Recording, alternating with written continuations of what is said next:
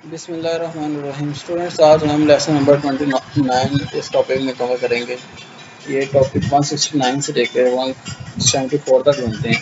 तो let's start topic number 169। Pir mentoring. Pir mentoring क्या होता है? तो दो बराबर लोग एक दूसरे को मदद करते हैं, इसे पीर मेंटोरिंग कहते हैं। मिसाल के तौर पर दो उस्ताद हैं, रोजाना क्लास के बाद बैठ कर बात करते हैं। आज क्या अच्छा हुआ, क्या मसला आया, अगली बार कैसे बेहतर करें। दोनों एक दूसरे से सीखते हैं। इसे पीएम मॉनिटरिंग कहते हैं। पीएम मॉनिटरिंग की खसूसियात कह रहा है। नेक्स्ट, फर्स्ट है ट्रस्ट, रिस्पेक्ट, ओपननेस, मतलब खुलकर बात, अकाउंटेबिलिटी, जिम्मेदारी, दोनों बराबर होते हैं। नेक्स्ट है जो पीएम मॉनिटरिंग जो है वो कैसे करें। ये मैंने कैरेक्टरिस्टिक आपको बता दी। नेक्स्ट, ये कैसे करें तो किसी काबिल इत्मीनान दोस्तों को हम फ्री करें, बाकायदा मुलाकात करें, सिर्फ तालीमी जो मसाइल है ना उस पर बात करें, अच्छे सवाल पूछें, एक दूसरे का एहतराम करें। तो ये सब चीज़ें इस तरह आप कर सकते हैं। नेक्स्ट है बेनिफिट्स ऑफ पीर मेंटोरिंग। अब इससे क्या बेनिफिट्स होते हैं? फर्स्ट है टीचिंग बेहतर होती है आपकी, कॉन्फिडेंस बढ़ता है आपका, कम्युनिकेशन बेहतर होती है। ये वही बताए गए हैं इसमें कि एकेडमिक परफॉर्मेंस आगे बेहतर होती है, नई चीज़ें सीखने का मौका मिलता है आपको। नेक्स्ट टॉपिक है 170। ये सब वही है जो मैंने आपको बता दिया, इतना इम्पोर्टेंट नहीं है। बट 170 है models and mentoring skills, part 1। तो मेंटोर क्या कौन होता है? वो शख्स होता है जो आपकी रहनुमाई करता है। मेंटोर का मतलब गाइड देने वाला, गाइडेंस देने वाला। जैसे सीनियर टीचर भी हो सकता है, प्रिंसिपल भी हो सकता है, एक्सपीरियंस टीचर भी हो सकता है। अब मेंटोर के फ़ायदे क्या होते हैं ये मैं आपको बताना चाह रहा हूँ।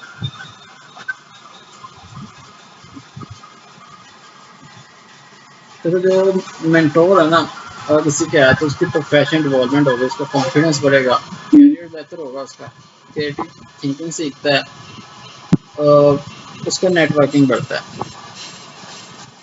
तो जो मेंटोर है ना उसे क्या तवक्का करनी चाहिए? What can you expect from A mentor? वो कहता है एक तो ट्रस्ट, एक फीडबैक, एक नई स्किल, कंस्ट्रक्टिव क्रिटिसिज्म, बेहतर तरीके से सीखना, ये आप उसको कर सकते हैं। अब कंस्ट्रक्टिव क्रिटिसिज्म क्या होता है?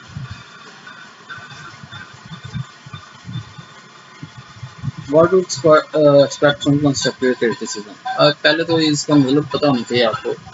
कंस्ट्रक्टिव क्रिटिसिज्म उस शख्स को क्या होती है, कहते हैं जो शख्स को बुरा नहीं कहते, सिर्फ इसके काम को बेहतर बनाने की बात करते हैं। ये कंस्ट्रक्टिव क्रिटिसिज्म है। मिसाल के तौर पर तुम अच्छे टीचर नहीं हो, लेसन प्लान बेहतर बनाया जा सकता है। नेक्स्ट है 171। तो जो 171 मॉडल्स एंड मेंटोर्स, पार्ट। कहते हैं मेंटोर और जो रिफ्लेक्टिव प्रैक्टिशनर है ना, इसका क्या ताल्लुक है आपस में? तो ये बॉस और एम्प्लॉय वाला ताल्लुक नहीं, ये इत्मीनान वाला ताल्लुक है। अगर मेंटोर के रूल्स हैं कुछ,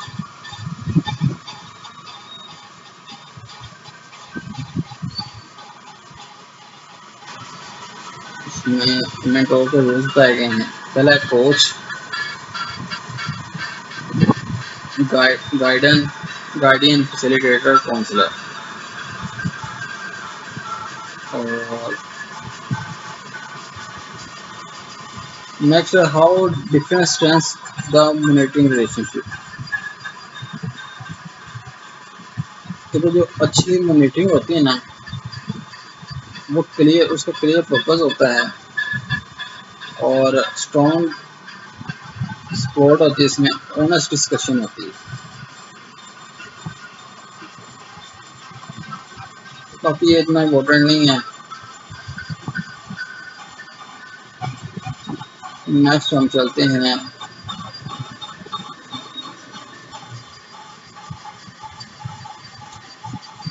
172 है हमारा द स्किल्स ऑफ डायलॉग। कहते डायलॉग क्या होता है?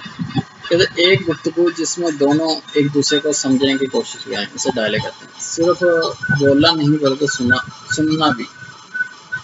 अब ये skills of dialogue,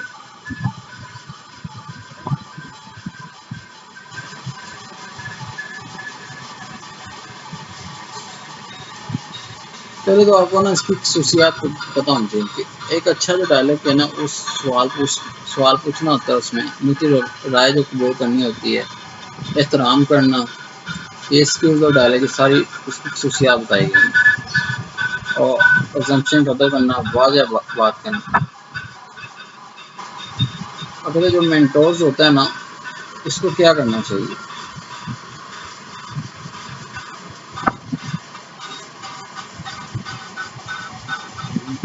the skill of dialogue, mentor को कॉन्फिडेंस देना चाहिए, एम्पैथी देनी चाहिए, कॉमन इंटरेस्ट होना चाहिए, स्टेरियोटाइप से बचे, एक्सपेक्टेशंस जो हैं वो वाज़ेह हैं। ये पैराग्राफ में लिखा हुआ है।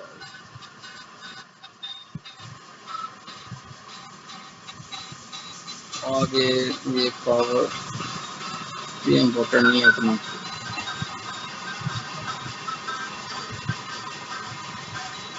नेक्स्ट 173 है सिचुएटेड लर्निंग। सिचुएटेड लर्निंग क्या होती है? काम करते हुए सीखना, लर्निंग बाय डूइंग, इसे सिचुएशन लर्निंग कहते हैं। मिसाल के तौर पर टीचर क्लास लेते लेते बेहतर टीचर बनता जाता है। इसकी 4 स्टेजेस हैं।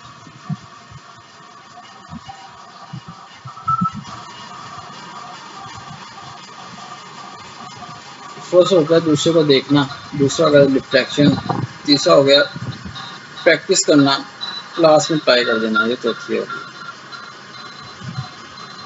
नेक्स्ट आ जाता है टॉपिक 174। ये जो मैं आपको बता रहा हूँ सिर्फ यही इंपॉर्टेंट है इसमें, बाकी ये पढ़ने वाला कुछ भी नहीं है इसमें जो एग्जाम पॉइंट ऑफ व्यू से है ना, वो इम्पोर्टेंट है, वो मैं आपको बता रहा हूँ।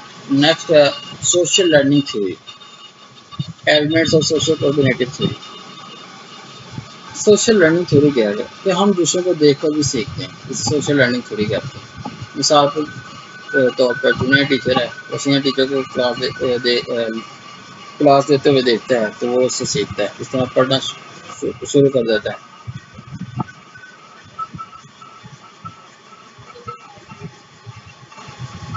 इसके ना 2 तरीके हैं जो सोशल लर्निंग थ्योरी के। एक है इनएक्टिव लर्निंग, खुद करके सीखना, लर्निंग बाय डूइंग। और एक होता है विकैरियस लर्निंग, दूसरों को देख कर सीखना, लर्निंग बाय ऑब्जर्वेशन। इन दोनों में यही बुनियादी फर्क है। एक होता है इनएक्टिव में होता है कि खुद करके सीखना, लर्निंग बाय डूइंग, और जो विकैरियस होता है ना, इसमें होता है लर्निंग बाय ऑब्जर्वेशन, दूसरों को देख कर सीखना। अब ऑब्जर्वेशन जो लर्निंग है ना, इसके मेन जो स्टेप्स हैं, पहला अटेंशन है, दूसरा रिटेंशन, मतलब अटेंशन होता है ध्यान देना, रिटेंशन होता है याद रखना, तीसरा प्रोडक्शन अमल करना, चौथा होता है मोटिवेशन मजीद करने का शौक। ये मैंने आपको बता दी 4 elements, attention, retention, production, motivation and reinforcement.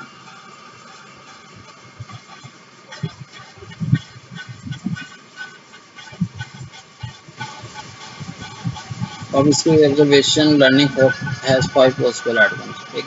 Teaching new behaviour, encouraging already learned behavior, ये strengthening or weakening inhibition, direct attention, arousing emotions। बस इसमें यही है और कोई इम्पोर्टेंट नहीं है क्वेश्चन। इंशाल्लाह नेक्स्ट वीडियो में मिलते हैं।